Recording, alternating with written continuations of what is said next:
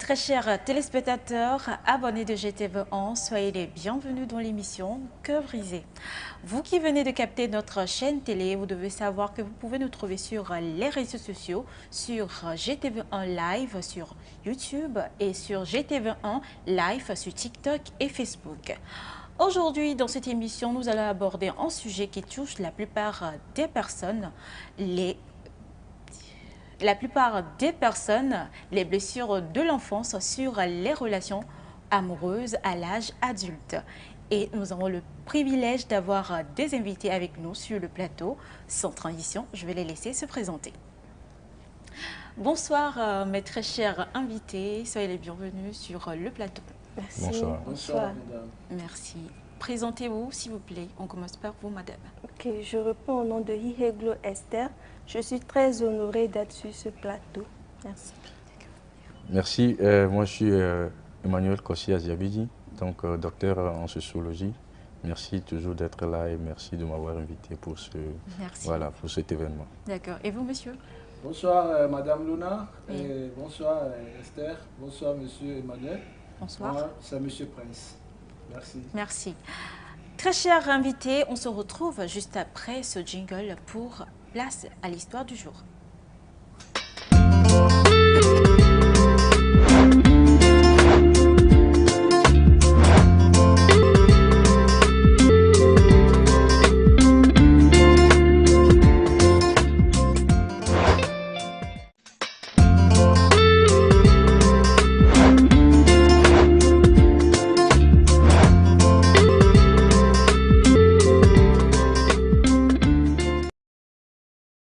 Studio, place à l'histoire du jour.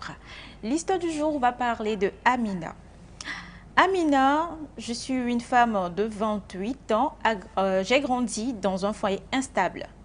Mon père est souvent absent.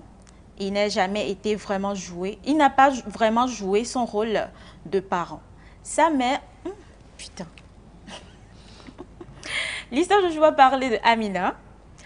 Amina, 28 ans, a grandi dans un foyer instable. Son père, souvent absent, n'a jamais vraiment joué son rôle de parent. Sa mère, débordée et seule, a dû assumer toutes les responsabilités. Amina, enfant unique, a grandi dans un climat de tension et de manque d'affection. Aujourd'hui, Amina est une femme accomplie professionnellement, mais elle porte en elle une peur profonde. Celle de s'engager dans une relation sérieuse. Elle a peur de répéter les erreurs de ses parents, de ne pas savoir aimer ou d'être abandonnée. Cette peur l'a poussée à saboter plusieurs relations prometteuses. Récemment, Amina a rencontré Karim, un homme attentionné et patient. Mais malgré ses sentiments, elle se sent perdue, tiraillée entre son désir d'être aimée et sa peur de s'engager. Très chers téléspectateurs, voici l'histoire du jour. Nous sommes très curieux d'avoir vos avis. N'hésitez pas de nous envoyer vos avis dans les commentaires. Alors, je suis à vous, mes très chers invités. Voici l'histoire de Amina. Monsieur Prince, qu'avez-vous pensé de l'histoire d'Amina? Madame Luna, merci. Cette histoire, c'est un peu compliqué, mais comme on est déjà arrivé, et on verra bien ce que ça va donner. D'accord, merci. Madame Esther? Oui, je trouve que l'histoire d'Amina est un peu poignante. Donc, bon, on va voir ce que ça va donner par après. D'accord. Monsieur Okay. Emmanuel? Merci beaucoup. Je dirais que l'histoire est intéressante. Oui. Intéressante parce que c'est d'actualité. Voilà, et donc je crois que l'intervention de chacun ici va quand même profiter à quelqu'un qui nous regarde pour que si quelqu'un se trouve dans cette situation, il peut toutefois essayer de s'en sortir. D'accord. Merci beaucoup. Merci beaucoup. Alors, on va passer au questionnaire. Ma première question est de savoir quel est l'impact d'un père absent sur le développement émotionnel d'un enfant. Monsieur Prince. Ok, merci madame. Je dirais, déjà, ça a un impact très négatif Et parce que, tout d'abord, l'enfant va se sentir comme un orphelin de père. Et l'enfant n'aura pas directement l'amour de... Bon, en grandissant, même l'enfant n'aura pas l'amour de son prochain, comme on le dit souvent. D'accord. D'accord, merci. Madame Esther? Oui, un père absent dans la vie de son enfant peut créer l'abandon. Oui. L'enfant va se sentir seul, abandonné, et que l'enfant aura des difficultés à surmonter les problèmes liés à l'environnement et à sa communauté aussi. D'accord. Et vous, monsieur Emmanuel? Voilà, donc je dirais que je vais apporter quelques touches sociologiques et psychologiques. D'accord. Lorsqu'on parle de l'absence d'un parent dans une famille ou encore dans la vie d'un enfant, c'est vraiment capital. Oui. Et ça entraîne des déséquilibres dans les structures sociales. Lorsqu'on parle des structures sociales, si nous prenons notre contexte, le contexte culturel africain, nous devons savoir que dans les sociétés traditionnelles, en fait, la famille a besoin du père. Voilà, de la présence, n'est-ce pas, parentale, et surtout le père. Oui. Parce que le père a un rôle crucial en parlant de soutien financier, en parlant de l'autorité, et qui dit autorité, effectivement, parle du contrôle de régulation. Voilà, il faut que quand l'enfant regarde son papa, il faut qu'il puisse essayer de se ressaisir en certaines choses.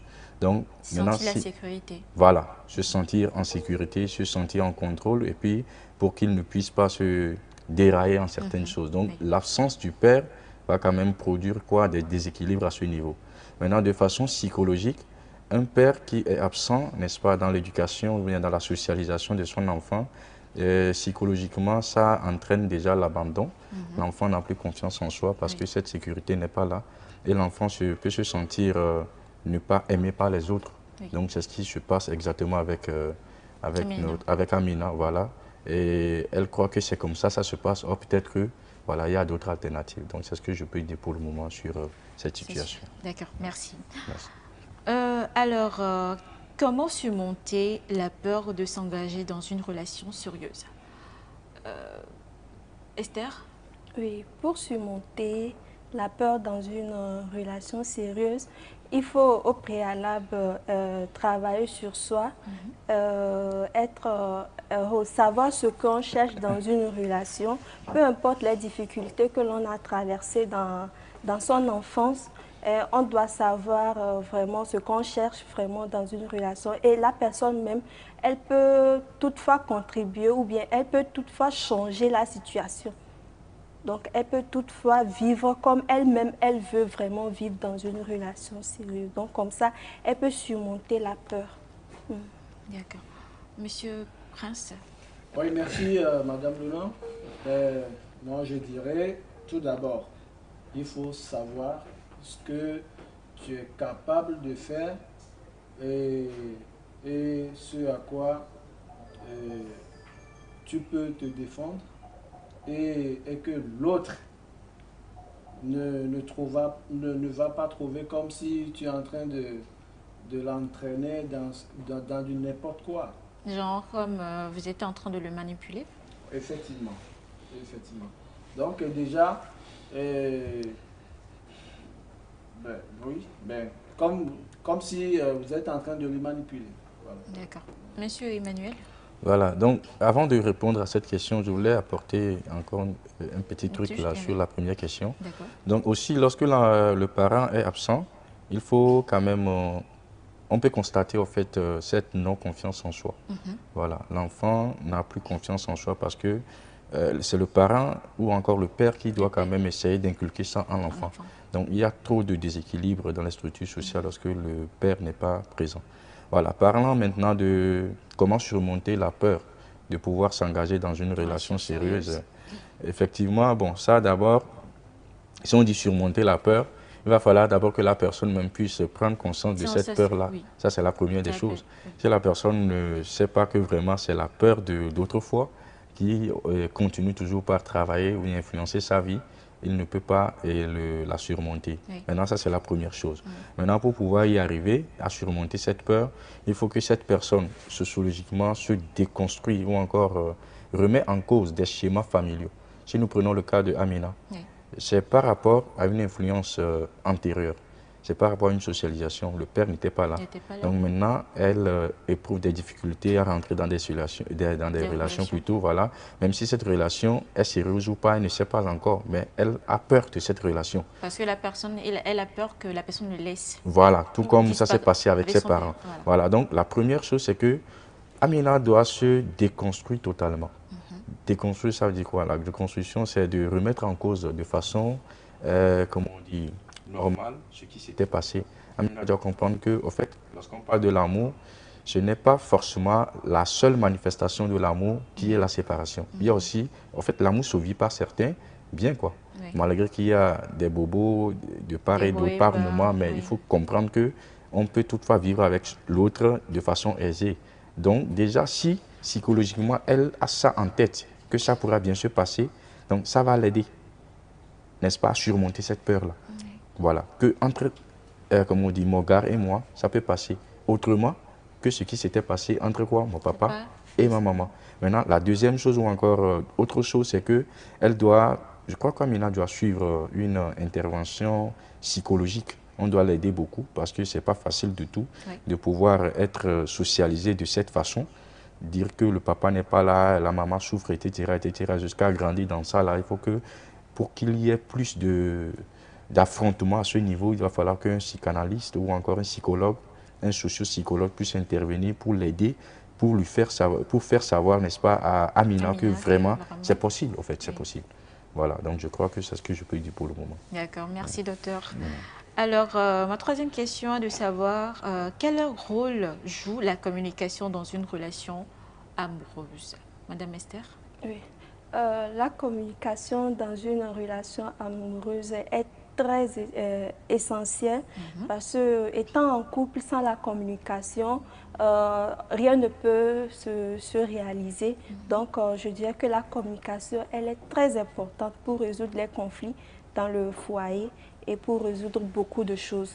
Étant marié, il faut que la communication soit primordiale dans la vie de couple. D'accord. Merci, Monsieur Prince. Merci, madame. La communication, tout d'abord, elle est la base d'une relation, que ce soit amoureuse ou amicale. Donc, sur ce, je dirais, c'est la fondation, la bonne fondation. Si elle n'est pas bien construite, là, tout va se basculer. D'accord. Merci. Monsieur Emmanuel? Voilà, donc, parlant de la communication, tout d'abord, même en dehors de la relation amoureuse, la communication, c'est le maintien de l'ordre social. C'est ça que nous sommes en train de faire ici. Oui. Pas de communication, pas d'évolution de la société. Oui. Voilà, donc tout échange, tout ce qu'on fait aujourd'hui, ça se base sur la communication. Oui. Donc maintenant, si deux personnes, n'est-ce pas, veulent cheminer ensemble, il va falloir que cette communication, n'est-ce pas, trouve sa place. Oui. Donc, ce qui veut dire que la communication joue vraiment un rôle capital, très essentiel dans les relations amoureuses. Et ça permet, en fait, de se faire comprendre, ça permet de se faire respecter. En fait, dans la communication, tu te sens compris, tu te sens respecté, tu te sens également présent. Parce que lorsque tu parles aussi, tu donnes tes avis, tes propos. Pour éviter les mêmes erreurs de ses parents,